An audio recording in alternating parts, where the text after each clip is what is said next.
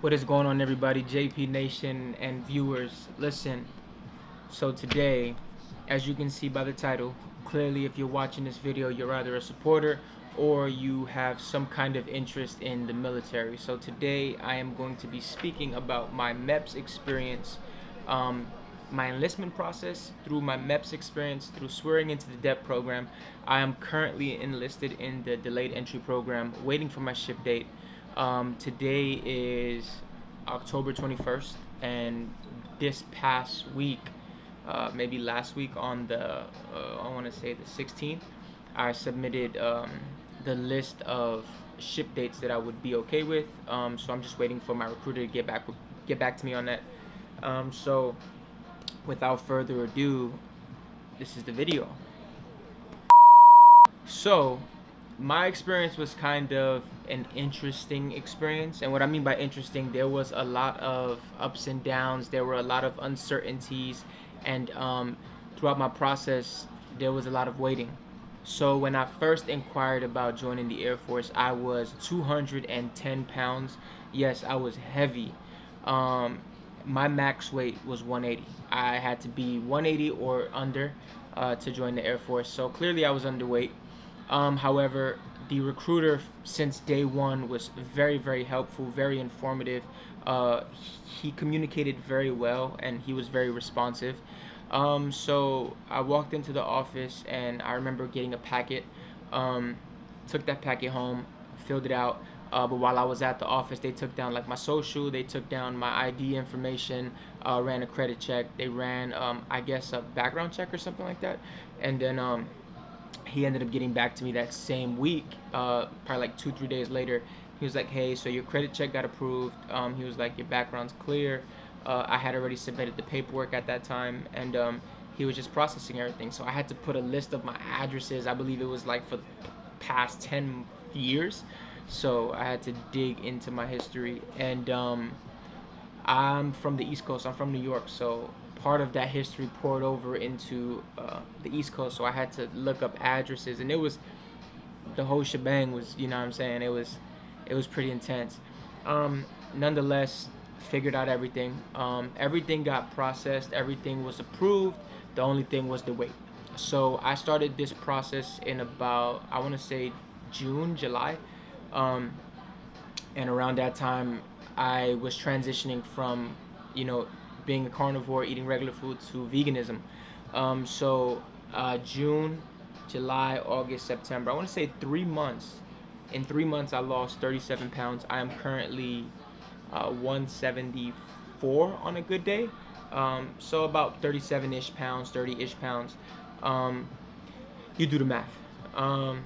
So yeah, I reached out to my recruiter around mid-August, but I had taken a trip to Seattle, so I had to wait till about, I want to say, mid-September till I came back to resume the process. So I met with him, took my weight, I met the weight requirement, and we ended up proceeding with the process. So everything went super quick. So I inquired about continuing the process, so we did that. I had to sign a couple of documents because it's been X amount of days since I last signed the papers. So I had to re-sign a couple of papers, and then he submitted everything to his command, his squadron commander, and he submitted everything to MEPS. Everything came back approved.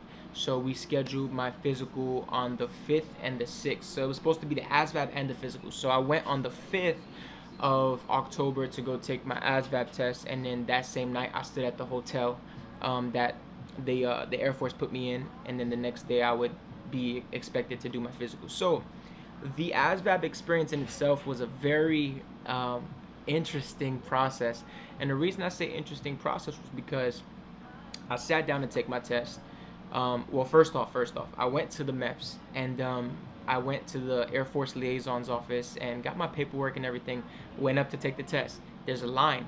So I get to the front of the line, and the guy's like, oh, you're prior service. That's another story in itself. I'll talk about that another time. It was like, I was prior service, so I needed a specific form. And they put on my application that I wasn't prior service. It was saying I wasn't prior service, but because I served a specific amount of days in the service, it had to be noted. So they said no, but I was in the service. So it was just this whole confusion. So they sent me back down to the liaison. Mind you, I was in front of the long line.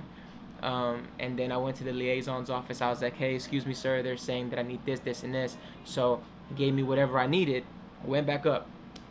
And I'm back in the front of the line again. And the same guy was giving me a hard time. He was like, okay, you got the paperwork you needed, but it's filled out incorrectly. And I'm like, in my head, I'm like, God, give me strength, because he's about to send me back downstairs. So instead of doing that, he pages the Air Force commander, who was the commander of the MEPS at that moment, to come help me out, sort everything out. So the guy came, I think he was a lieutenant, and we talked. He was asking me what the problem was, and I relayed the message that the guy had said. And he was like, okay, that's an easy fix. He was like, let's do it this way. And I was like, all right, cool. So boom, boom, boom. Everything worked out accordingly. Got back online, or in line, excuse me. And then got to the front of the line, and everything was good. So I wait. I get seated, and I'm ready to take my ASVAB. So I start taking the ASVAB, but the network at MEPS was so trash, it kept freezing the computers. So the guys that were in that room, they were very rude. So we had to, they didn't want us raising our hand. Every time we raised our hand, put your hand down. And I'm just like, okay, well, my computer don't work. So they kept coming over. So I'm slowly finishing the ASVAB, and it got to a point where everyone's computer was shutting down so much that the guy was like, listen, this is the last time. If your computer shuts down, you're gonna have to leave, and we're gonna have to reschedule your ASVAB, and you have to wait 10 days. And I'm like, I ain't trying to wait no 10 days to retake this test. I hope this joint don't shut down. So long story short, my computer, thank God, didn't shut down, and everything worked out. I finished the ASVAB, and yeah, I got my score. And might I add, I didn't get the best score. I scored like a 58 on the ASVAB. But obviously, those of you who know, the ASVAB is comprised of different parts, arithmetic, reasoning, and a bunch of different things. I already knew what job I wanted. So I wanted security forces, so that's comprised of word knowledge. It's comprised of word knowledge, paragraph comprehension, and arithmetic reasoning. So yeah, so I qualified for it. I also qualified for a bunch of different things, mostly medical jobs. I'm surprised, because I had no interest in medical jobs. So with that being said, medical jobs are hard to get. So I just listed them on my sheet as jobs that I would potentially want.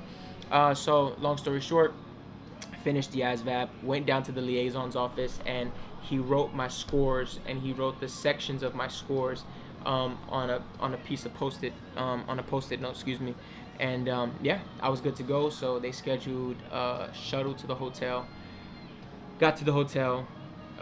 We got into this room, and we had to do a couple of extra paperwork. And then we got our rooms, and then, excuse me, we ate dinner. And then after dinner, they gave us like an hour, 2 hours of downtime. Some people were in like the rec room playing Xbox or something. Me personally, I was just like, I want to go to my room, rest. Went to my room, watched the football game, and that was pretty much all that happened. Excuse me. That was pretty much all that happened. And yeah, for me, it was cool. I went, and then after that, we had to link up in like a huge hall. Bunch of people there. There were people who were shipping out, people who were processing, doing physicals, a bunch of different stuff. Give me 1 second. Okay. A bunch of different things that were going on. So finished that meeting, went upstairs to sleep. Mind you, we had to wake up at 3 a.m. excuse me, in the morning, and that was for breakfast call, and they had to do call time, so they wanted to make sure everybody was accounted for and whatnot. They said that there was going to be a wake-up call, but me personally, I've gone through this process already, so I already knew that there was most likely not going to be a wake-up call. Period. So I set my alarm up. I woke up at 2:50, showered the night before, woke up at 2:50, got my stuff ready, went downstairs to the hall, ate breakfast. They briefed us, went to MEPS, and because of COVID, MEPS was so empty that I was loving it so much. Like, I processed like this. Went to go do our physical, and everything, you know, went so smooth and fast that I was like, wow. So, long story short, passed my physical. Everything came out well, and went to the liaison's office. Now all I was ready to do was swear in. So I just barely missed the mark of swearing in at the 12 noon session. So I had to wait till 2 p.m. So that was like 2 hours of doing nothing. Mind you, I hadn't slept the night before, barely got like 3 hours of sleep. So I was very, very tired. And if you know MEPS, you know that they don't let you sleep. Um, for whatever safety hazard, I don't know what they were talking about. They didn't let me sleep. So I was in the front waiting to swear into the DEP program, and like I was on the chair like this, like falling asleep, and like I literally dozed off, like I was knocked out. And then like she wasn't an enlisted or NCO or anything. She was just one of the civilian workers that were worked at MEPS. She came and she was like all in my face. She was like, "Excuse me, sir." She was like, "You can't be sleeping." And I was just like, I wanted to make up an excuse so bad. Like, I wanted to just tell her I was praying or something. I don't know. Drill Sergeant, my eyes were closed, but I was going over my TC, Drill Sergeant. So you were not sleeping? I was not sleeping, Drill Sergeant. But I wanted to make up an excuse so bad. But nonetheless, I was just very, very tired. Long story short, they ended up pushing the swearing ceremony ahead because there were some people who had to ship out that hadn't sworn in, and they had to leave. So they bumped it up, swore in, and went to the liaison's office after, and I was officially in the DEP program. Yeah. So after that, they got me a taxi back to the recruiting office, picked up my car, and then I went home, knocked out, scheduled an appointment the next day with my recruiter to do the job counseling session. And that's when I put all my jobs down, and then yeah, that's how I went. And from that point, the week after, he sent me a list of the jobs from that rotation. I wanted security forces, so obviously security forces had like 23 job openings ranging from ship dates from January 5th to February 26th. So I was like, listen, sir, I was like, any one of those dates I'm cool with. Like, that's more than enough time for me to prepare what I have to prepare, get all my stuff in order. So yeah, I put a bunch of other jobs as well, like medical. It was like a cardiopulmonary laboratory tech. It was a surgical service tech. It was a diagnostic imaging, which is an X-ray tech. I also put security forces, obviously my number one. Also put administration, and that was a behavioral health technician. I know that was my number two. So yeah, that was pretty much it. My MEPS experience was interesting. It was quick, different. I liked it. But I think my recruiter ultimately made my experience better because he was very responsive, man. Very, very responsive. So I mean, if you're out here in California and you wish to process, I really recommend, if you're in the Pasadena area, Sergeant Jonathan Martin is definitely he's very, very fast at what he does, very good at what he does, and very professional. He's very professional, very responsive, excuse me. And yeah, I loved every bit of my process because he made the process smooth. He was talking to me nonstop, texting me, making sure I had all my paperwork, making sure I was on my weight. Very motivating. He kind of encouraged my weight loss in a sense because he was always like, hey, you know, where are we, Perez? Where are we with the weight? This, that, and the third. So he made the experience cool. Definitely a better experience than I've had in the past. So yeah, man, those of you guys who are interested in joining the Air Force, have any kind of questions based on what I know and what I've gone through thus far, you know, I'm more than willing to be of assistance in any way I can. So if you do have any questions, hit me up, reach out to me. You can comment on the video, or you can hit me up at any one of my social medias right here. I'm very responsive. Reply rates fairly quick. If I have something going on, obviously I won't reply as quick, but I'm usually, you know, responsive with my texts and whatnot.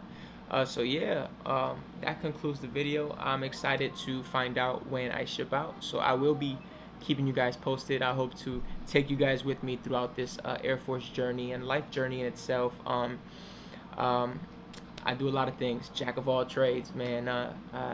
So yeah, I anticipate this journey with you guys. So stay tuned for more content. Peace and love. Yeah.